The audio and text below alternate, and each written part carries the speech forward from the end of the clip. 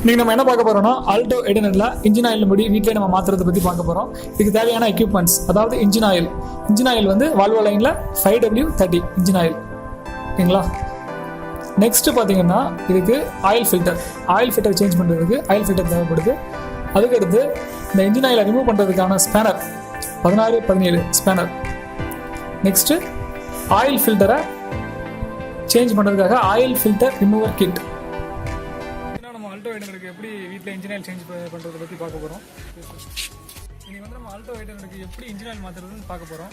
அதுக்கு முன்னாடி ஜாக்கி போட்டு இந்த ரைட் வீலை கொஞ்சம் மேலே ஏற்றிக்கோங்க, ஏன்னா அப்போ உங்களுக்கு ரொம்ப ஈஸியாக இருக்கும். டயரை ஃபஸ்ட்டு நீங்கள் டயர் ஆக்கிக்கோங்க.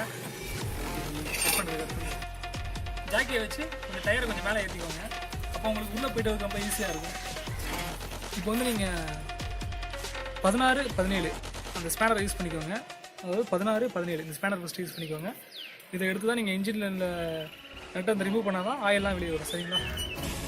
இப்போ வந்து இந்த கார் கடியில் எந்த இடத்துல நெட்டு கழட்டணும்னு சொல்கிறேன் பாருங்கள். இப்படி ஸ்ட்ரைட்டாக எடுத்துகிட்டு போனீங்கன்னா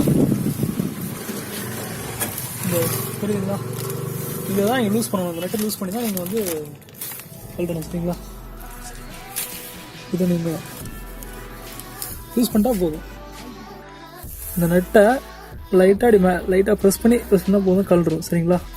இதுக்கப்புறம் என்ன ஆச்சுன்னா, இதை கழட்டிட்டிங்கன்னா உங்களுக்கு ஆயில் ஃபுல்லாக கீழே லீக் ஆக ஆரம்பிச்சிடும். அதுக்காக நீங்கள் ஒரு பாத்திரத்துக்கு கீழே வச்சுருங்க. இப்போ என்ன பண்ணுறீங்கன்னா இந்த நெட்டை லைட்டாக கழட்டிடுங்க.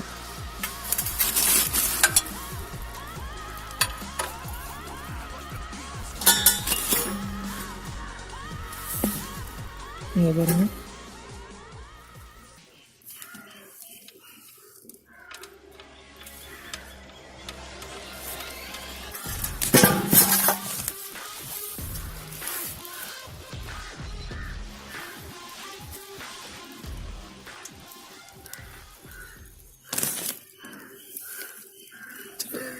சின்ன இந்த ஃபோன் வாங்கிக்கோ.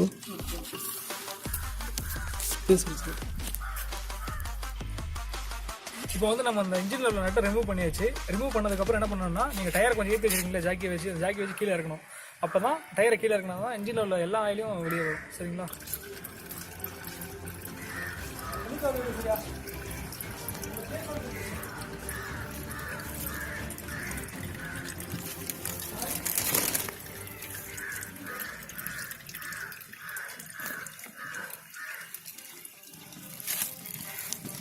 மாதிரி நீங்கள் இன்ஜின் ஆயில் மாற்றும் போது என்ன ஆச்சுன்னா, கார் வந்து நீங்கள் ரொம்ப தூரம் ட்ரைவ் பண்ணிடக்கூடாது. ஏன்னா இன்ஜின் ஹீட்டாக இருந்ததுன்னா இன்ஜின் ஆயில் ரொம்ப ஹீட்டாக இருக்கும். அதை ரொம்ப கேர்ஃபுல்லாக பார்த்துக்கோங்க.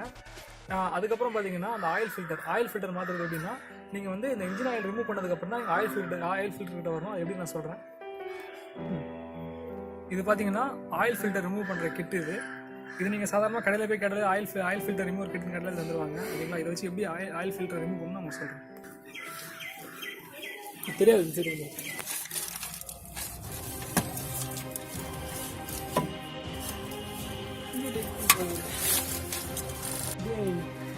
ஆயில் ஃபில்டர்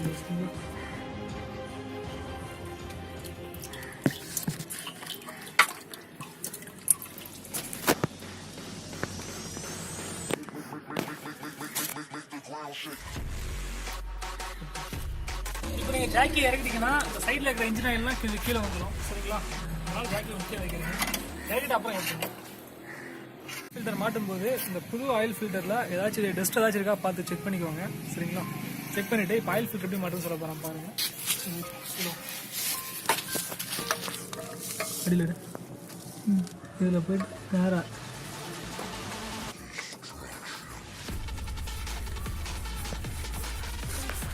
அவ்வளோ வாங்க.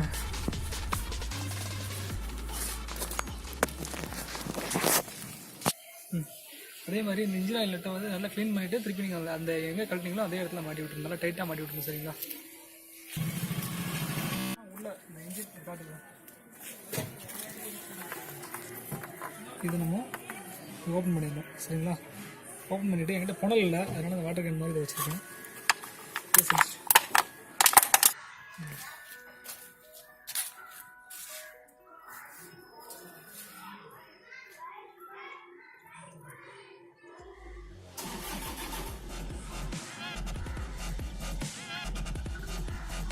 கீழே